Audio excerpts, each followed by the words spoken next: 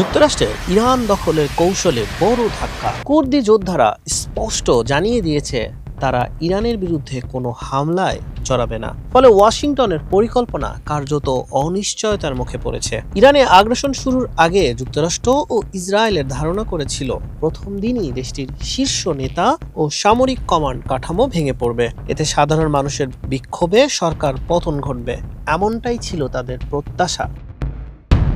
তবে গত ২৮ ফেব্রুয়ারি থেকে টানা বিমান ও ক্ষেপণাস্ত্র হামলার পরও ইরানের শাসন ব্যবস্থা টিকে রয়েছে দৃঢ়ভাবে।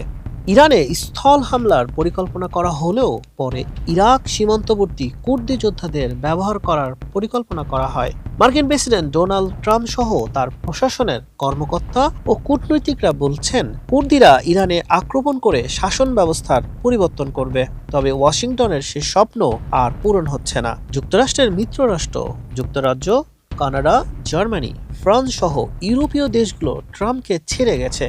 এবার কুর্দিরা সাফ জানিয়ে দিল তারা ইরানে হামলা করবে না। পেশমার্গা বাহিনীর মেজর জেনারেল সিরওয়ান বারজানি জানান, ২৮ ফেব্রুয়ারি থেকে ইরানের হামলায় ইরাকের কুর্দিস্তান অঞ্চলে প্রায় ৪৩০টি ড্রোন ও ক্ষেপণাস্ত্র হামলার শিকার হয়েছে তারা। তার বাহিনীর ইরান আক্রমণ করার কোনো পরিকল্পনাও নেই। তবে তাদের ঘাঁটিতে ইরানের হামলায় তিনি চরম ক্ষোভ প্রকাশ করেছেন। সর্বশেষ হামলায় নিহত হয়েছেন ৬ জন এবং আহত হয়েছেন অন্তত ৩০ জন পেসমেকার সদস্য। ইরানি কুর্দিস্তানের প্রেসিডেন্ট বারজানি টেলিযোগাযোগ খাতের ব্যবসায়ী ইরানের হামলাকে সন্ত্রাসবাদী হামলা হিসেবে অভিহিত করেছেন।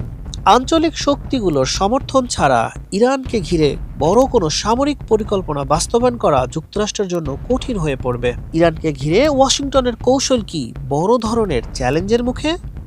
হাসান শাহরিয়ার, মানব কণ্ঠ।